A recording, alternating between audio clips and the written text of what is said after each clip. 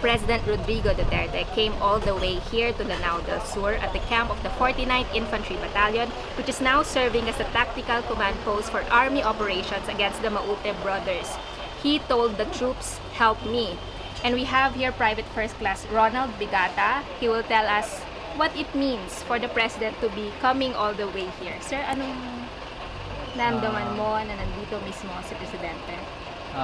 Bilang sa level namin bilang mga sundalo, kami ay nagalak dahil sa ganitong level ng unit ay nabisita kami ng ating buting Pangulo na nagsusuporta sa lahat ng kampanya ng ahensya ng pamahalaan. So yung mismong Presidente, no, malaking bagay. Opo. In terms of moral? Sa moral, napakalaking bagay pagdating sa moral. At syempre dahil kami ay nandito sa mismong area, yung moral ng bawat tropa ay nagbo-boost o nabibigyan ng suporta.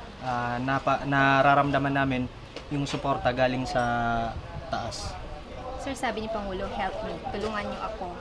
How can you help the President? Sa amin po, bilang sundalo ng ating bansa, ginagawa po namin lahat ng nakatasking sa amin, magmula po sa taas hanggang sa pinakamababang sundalo po dito sa ating bansa.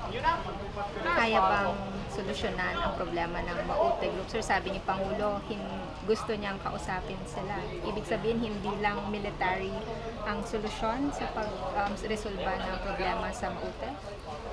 Kagaya nga ng sinabi ng ating Pangulo, yung mga pag-uusap na yun ay nasa higher level na lang at kami bilang mga individual na sundalo ay sinusunod namin yung tasking na binibigay sa amin dito sa baba.